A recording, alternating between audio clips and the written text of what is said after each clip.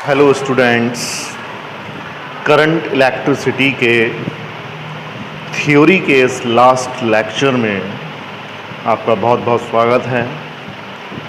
Current electricity का theory में ये लास्ट लेक्चर होगा और इस लेक्चर के बाद करंट इलेक्ट्रिसिटी थ्योरी में लगभग फिनिश हो जाएगी और न्यूमेरिकल्स रह जाएंगे। और न्यूमेरिकल सभी टॉपिक्स पर आप लोगों को करने हैं। कुछ एक दो टॉपिक्स पर मैंने न्यूमेरिकल्स की एक वीडियो बनाई हुई है।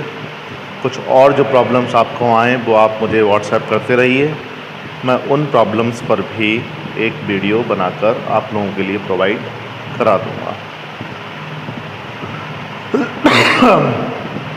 इस लेक्चर में दो टॉपिक हमारे रह गए हैं, उनको हम कवर करेंगे। इनमें एक बहुत इम्पोर्टेंट टॉपिक है व्हीट स्टोन ब्रिज, और इस व्हीट स्टोन ब्रिज पर एक एप्लीकेशन हम पढ़ेंगे, that is meter bridge. Wheatstone bridge क्या होता है, पहले हम इसको समझ लेते हैं, इसके प्रिंसिपल को समझ लेते हैं, फिर इसकी बैलेंस कंडीशन के लिए एक फॉर्मूला डिराइव कर लेते हैं और फिर हम इसकी एप्लीकेशन मीटर ब्रिज पढ़ेंगे। व्हीट स्टोन नाम के एक ब्रिटिश साइंटिस्ट ने 4 रेजिस्टेंसेस का एक ऐसा अरेंजमेंट तैयार किया कि इन 4 रेजिस्टेंसेस में अगर 3 रेजिस्टेंसेस नोन हो और एक रेजिस्टेंस अननोन हो तो हम उन 3 रेजिस्टेंसेस की हेल्प से उस 4th रेजिस्टेंस की वैल्यू को निकाल सकते हैं। उन्हीं के नाम पर इसको व्हीट स्टोन ब्रिज कहा जाता है। तो व्हीट स्टोन ब्रिज एक अरेंजमेंट है जिसमें 4 रेजिस्टेंसेस एक ब्रिज की फॉर्म में कनेक्ट होंगे, एक क्वाड्रिलैटरल की फॉर्म में कनेक्ट होंगे। देखिए, मान लीजिए हमारे पास में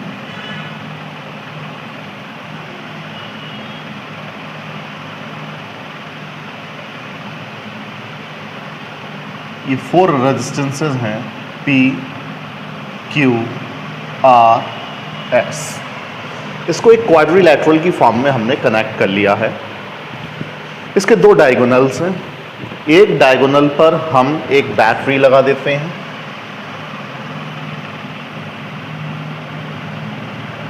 सर्किट को ऑन या ऑफ करने के लिए एक की लगा देंगे।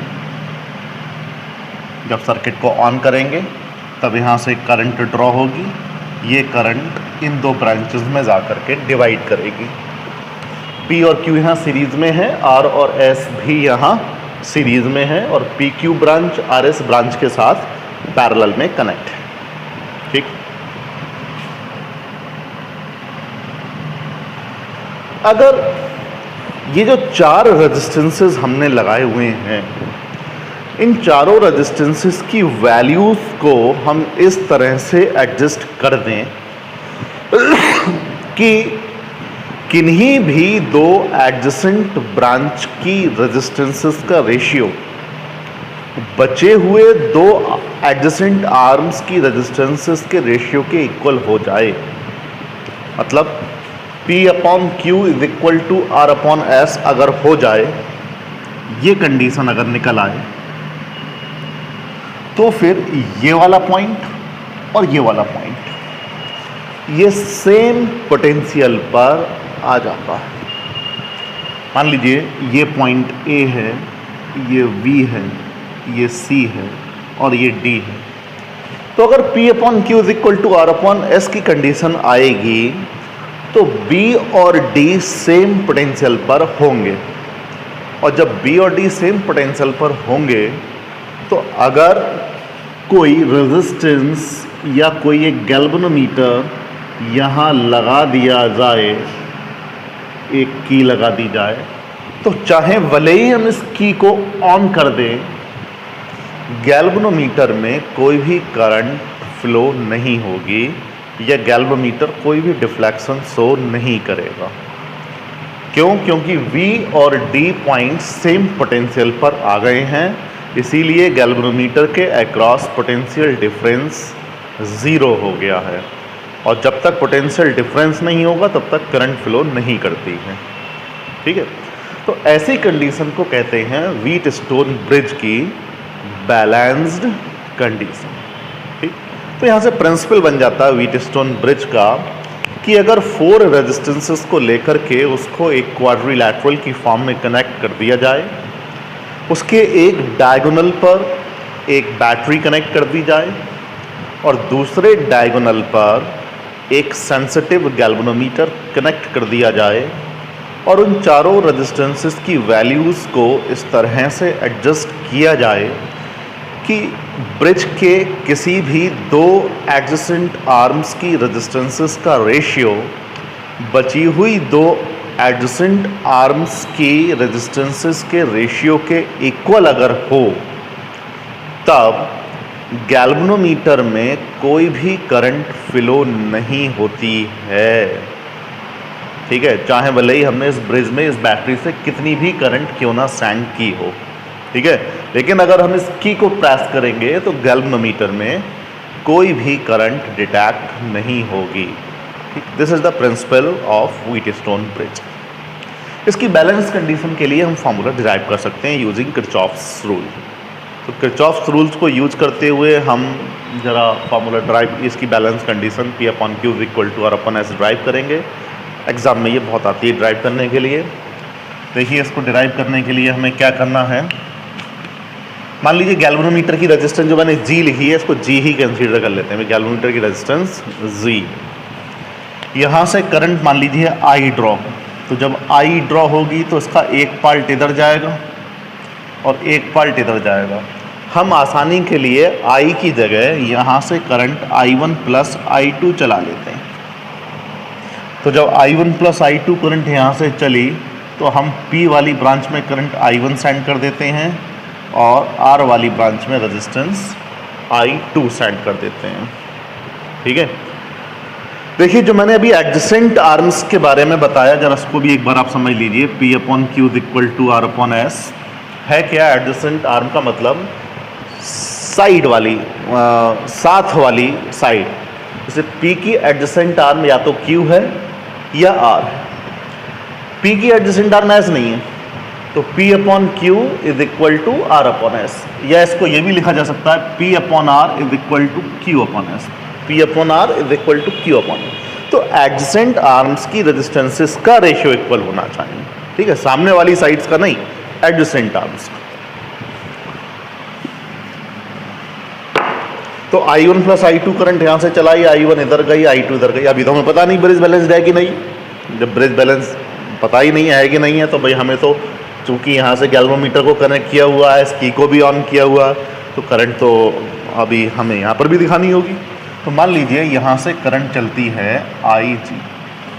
ठीक है, ये डिपेंड करेगा कि IG B से D की तरफ आ रही है या D से B की तरफ जा रही है। Relative values of potentials at B and D क्या रहते हैं उसके अकॉर्डिंग। फिलहाल हमने कंसीडर कर लिया है कि ये IG B to D flow कर रही है। अब ये IG करंट यहाँ पर आ गई और I2 यहाँ पर हो गई, ये जंक्शन बना। इस जंक्शन पे किरचॉफ फर्स्ट रूल, जितनी करंट्स आएंगी मिल करके उतनी करंट चली जाएंगी। तो IG और I2 मिली और यहाँ से चली गई I2 + IG, और यहाँ से कौन सी करंट आ रही है? देखो I1 में से IG निकल गई, I1 में से IG निकल गई, तो इधर कितनी जाएगी? I1 - IG। सीधे सीधे इस जंक्शन पर भी किरचॉफ फर्स्ट रूल यूज कर लिया है। अब I1 - IG इधर से आ रही है और I2 + IG इधर से आ रही है, दोनों मिलेंगी। फिर C वाले जंक्शन पर भी आप किरचॉफ फर्स्ट रूल यूज कर लेंगे, तो यहाँ से आ जाएगी करंट I1 + I2। ठीक, तो ये हमने डिफरेंट जंक्शंस पर किरचॉफ फर्स्ट रूल लगा के करंट का डिवाइडेशन हर ब्रांच में कर लिया। अब ये जो हमारे पास में ये 2 क्लोज लूप्स बन रहे हैं, DABD और दूसरा BCDB, इन क्लोज लूप्स में किरचॉफ सेकंड रूल यूज करेंगे। चलो भाई यहां से देख लेते हैं। इन close loop ABDA enclose loop A B D A, कोई भी रेफरेंस ले लीजिए आप। मैंने रेफरेंस मान लीजिए क्लॉकवाइज ले लिया और मैं मान लीजिए यहाँ से चलना स्टार्ट करता हूँ। और जब मैंने यहाँ से चलना स्टार्ट किया तो P रेजिस्टेंस है, डायरेक्शन A to B है। तो मैंने आपको पिछली वीडियो में बताया था कि रेजिस्टेंस में ड्रॉप करंट के अलॉन्ग होता है, ठीक है। तो करंट के अलॉन्ग ड्रॉप होगा, तो जब A से हम B की तरफ बढ़ेंगे तो पोटेंशियल ड्रॉप होगा। तो क्या आ जाएगा, माइनस का I1P। फिर हम गैल्वेनोमीटर में आए। गैल्वेनोमीटर में भी हमने करंट की डायरेक्शन B to D दिखाई हुई है। अगर गैल्वेनोमीटर की रेजिस्टेंस G है तो ये भी ड्रॉप कर रहा है, माइनस IG इंटू G। लेकिन जब आप वापस इधर आ रहे हैं तो आप देख रहे हैं कि अब जो करंट आ रही है वो A to D आ रही है, लेकिन हम चल रहे हैं D to A। इसका मतलब जब D से A पर पहुंचेंगे तो वोल्टेज बढ़ेगा। करंट के अलॉन्ग ड्रॉप होता है ना, तो करंट के अपोजिट डायरेक्शन में वोल्टेज बढ़ेगा। तो प्लस कितना आएगा, I2R इज इक्वल टू 0। जहाँ से चले भाई पहुँच गए 0। बहुत आसानी से हम किरचॉफ सेकंड रूल को यहाँ पर अप्लाई कर सकते हैं। तो ये हमने A B D A close loop में किरचॉफ सेकंड रूल यूज कर लिया। बिल्कुल ठीक इसी तरीके से हम यूज कर लेंगे। देखिए क्लॉकवाइज एंटी क्लॉकवाइज लेने से कोई फ़र्क नहीं पड़ने वाला इक्वेशन पर। यहाँ पे अगर मैंने क्लॉकवाइज लिया है, आप यहाँ पर एंटी क्लॉकवाइज लेके देख लीजिए, चाहे यहाँ पर भी क्लॉकवाइज लेके देख लीजिए, इक्वेशन पर कोई फ़र्क नहीं पड़ेगा। अब देखते हैं, इन क्लोज्ड लूप BCDB, B से चलना स्टार्ट करो, I1 माइनस IG Q,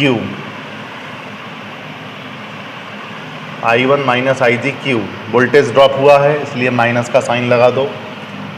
इसके बाद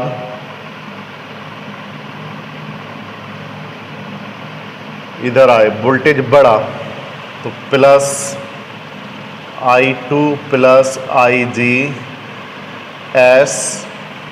फिर plus IGG is equal to 0। ठीक है, इस तरह से हमने दोनों क्लोज लूप्स में किरचॉफ सेकंड रूल यूज करते हुए इक्वेशंस बना ली। अब चूंकि हमें बैलेंस्ड कंडीशन निकालनी है, और बैलेंस कंडीशन का मतलब है कि इस गैल्वेनोमीटर में करंट नहीं होनी चाहिए या V और D पॉइंट सेम पोटेंशियल पर होने चाहिए। तो अगर B और D पॉइंट सेम पोटेंशियल्स पर हैं, if VV is equal to VD, then IG is equal to 0। तो IG 0 है, और जब IG 0 है तो इन दोनों इक्वेशंस में IG की वैल्यू को 0 कर दीजिए।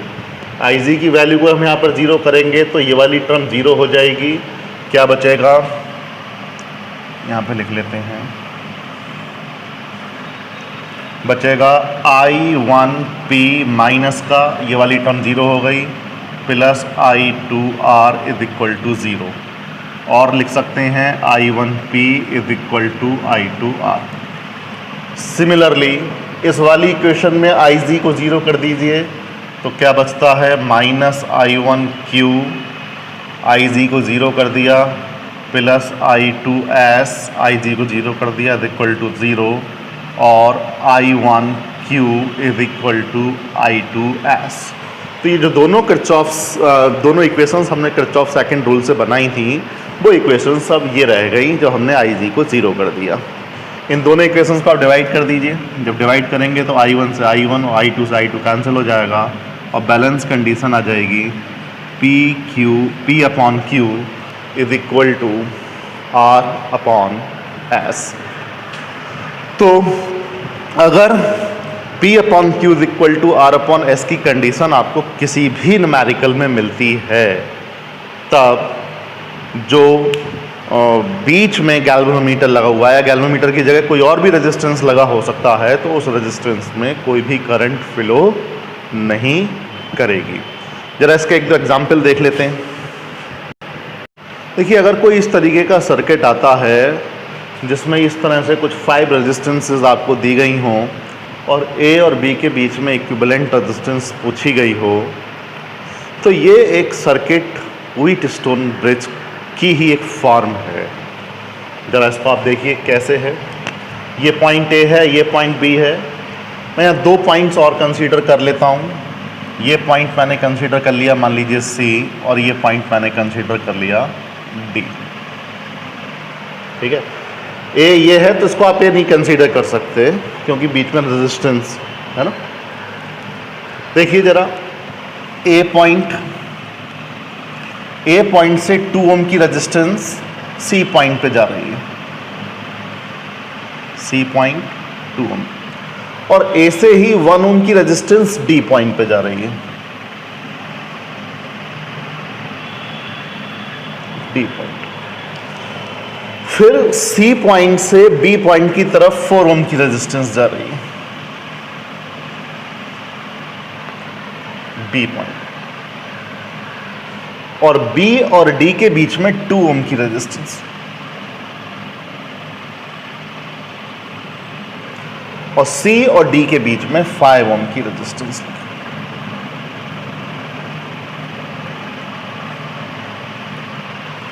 तो ये वाला सर्किट और ये वाला सर्किट इक्विवेलेंट सर्किट, एक जैसे सर्किट, ये एक व्हीटस्टोन ब्रिज। और अगर आप देखें क्या ये ब्रिज बैलेंस्ड है या नहीं है, इसको भी देख लेते हैं। तो एडजेसेंट साइड्स की रेजिस्टेंस देखनी पड़ेगी। 2/4 इज इक्वल टू 1/2। हाँ भाई, कंडीशन सेटिस्फाइड है। जो वैल्यू 2/4 की है वही वैल्यू 1/2 की है। ये कंडीशन सेटिस्फाई कर रही है। और जब ये कंडीशन सेटिस्फाई कर रही है तो जो करंट 2 ओम में जा रही है वही करंट 4 ओम में जाएगी, 5 ओम में कोई करंट नहीं जाएगी, तो फिर इसका कोई यूज़ नहीं रह जाएगा।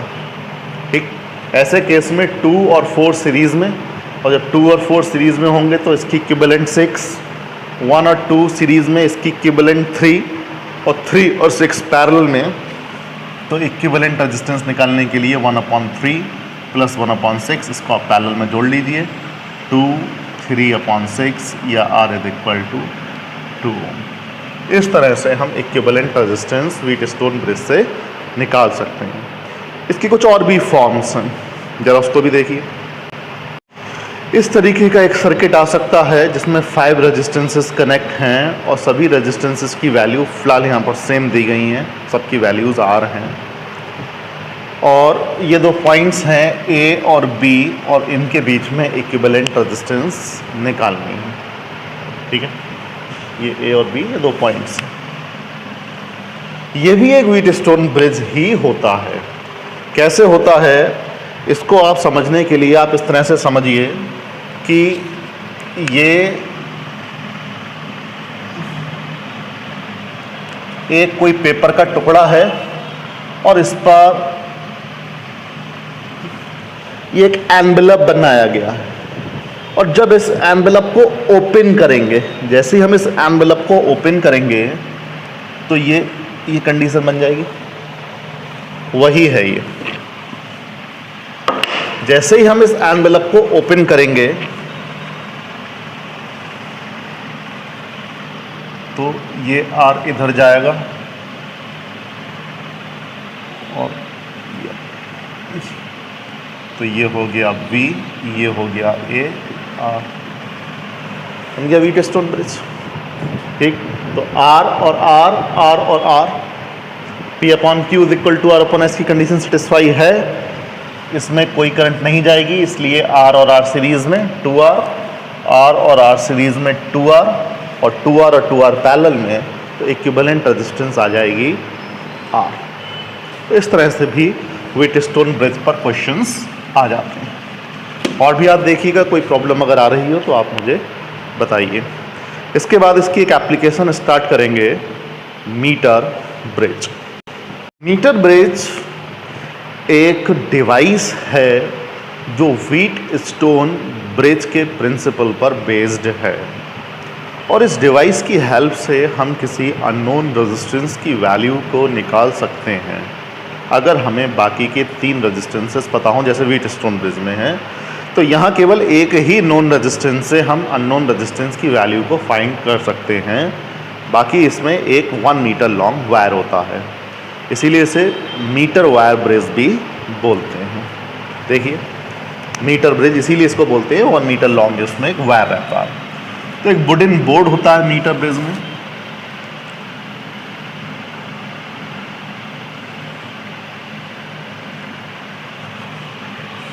ये मैंने एक वुडन बोर्ड बना लिया। इस बोर्ड पर सबसे नीचे यहाँ एक स्केल लगा रहता है।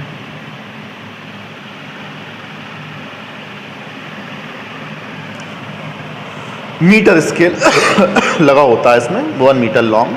इस पर मार्क बने होते हैं 0 सेंटीमीटर से लेके 100 सेंटीमीटर तक और 100 सेंटीमीटर से 0 सेंटीमीटर तक, इस तरह से। फिर 0 से लेके 100 सेंटीमीटर तक एक 1 मीटर लॉन्ग वायर कसा रहता है। ध्यान देंगे ये वायर कंडक्टिंग मटेरियल का नहीं होता है, ठीक है, ये मैग्नीन का या नाइक्रोम का वायर रहता है। इसके बाद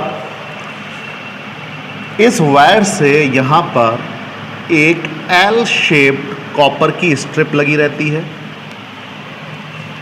यहाँ पर भी इस वायर से एक एल शेप्ड कॉपर की स्ट्रिप लगी रहती है और बीच में एक और कॉपर की स्ट्रिप लगी रहती है। ये काफ़ी हैवी होती है, इतनी हैवी कि इसकी रेजिस्टेंस लगभग 0 होती है, ठीक है। एक स्क्रू यहाँ लगा रहता है, एक स्क्रू यहाँ लगा रहता है, एक स्क्रू यहाँ, एक स्क्रू यहाँ और एक स्क्रू यहाँ। तो 2 गैप बन जाते हैं, एक ये लेफ्ट गैप और एक ये राइट गैप। तो ये होगा बस मीटर ब्रिज में, एक वुडन बोर्ड पर 1 मीटर लॉन्ग स्केल होगा, 1 मीटर लॉन्ग वायर होगा और इस तरह से ये 3 कॉपर की स्ट्रिप्स लगी रहेंगी और कुछ स्क्रूज आपको दिए गए होंगे वायर को कसने के लिए। अब कैसे हम किसी नोन रेजिस्टेंस की हेल्प से अननोन रेजिस्टेंस निकालते हैं। मान लीजिए हमारे पास एक अननोन रेजिस्टेंस है, एक वायर हमें दिया गया है जिसकी रेजिस्टेंस हमें निकालनी है। उस रेजिस्टेंस को या तो आप लेफ्ट गैप में लगा दो या राइट गैप में, किसी में भी लगा दो। मान लीजिए मैंने इसको राइट गैप में लगा दिया और इसकी वैल्यू अननोन x। फिर इस लेफ्ट गैप में एक नोन रेजिस्टेंस लगा देते हैं। नोन रेजिस्टेंस को किसी रेजिस्टेंस बॉक्स की हेल्प से लगाया जाता है जिसकी वैल्यू हमें पता होती है। फिर एक बैटरी को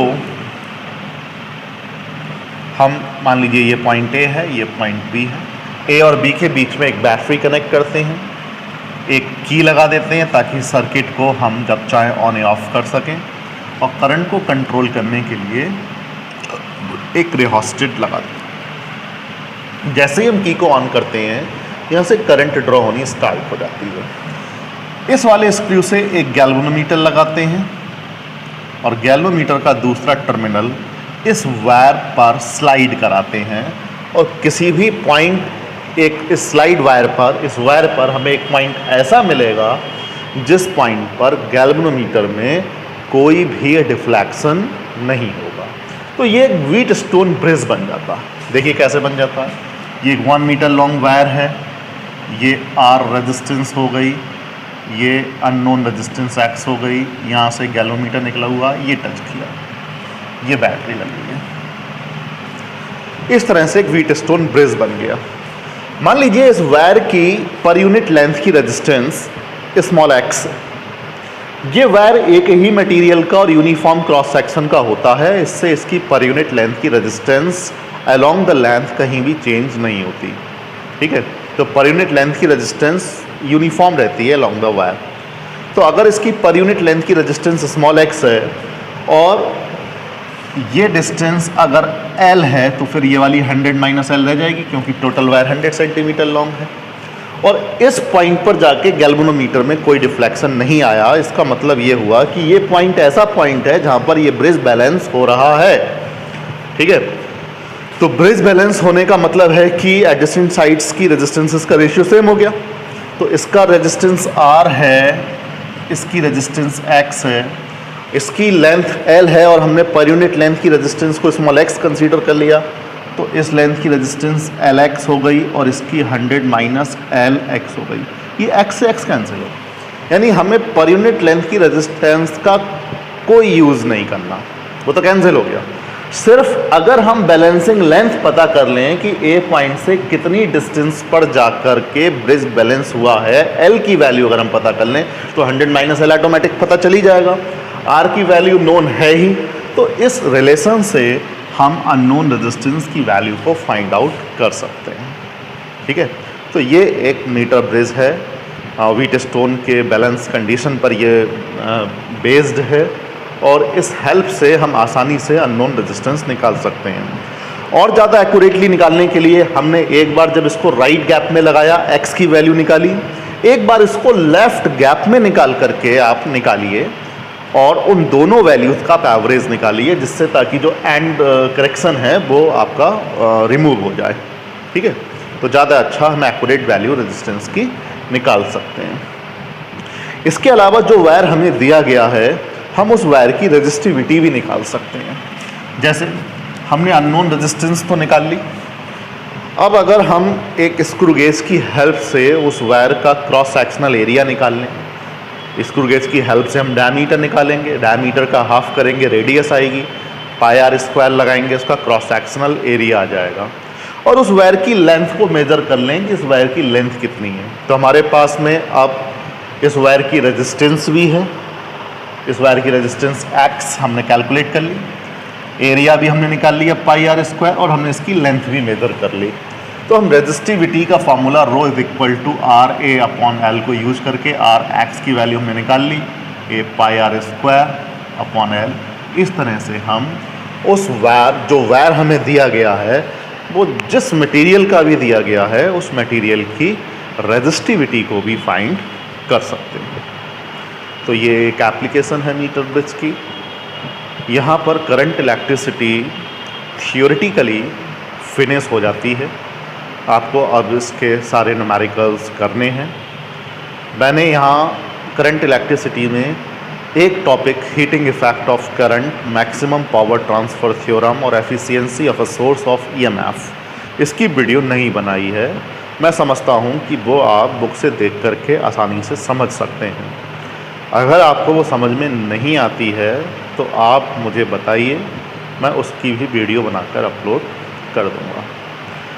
अब आपका काम सिर्फ न्यूमेरिकल सॉल्व करना है इस यूनिट के, और थ्योरी के नोट्स यहाँ तक कंप्लीट कर लेने हैं। बहुत बहुत धन्यवाद।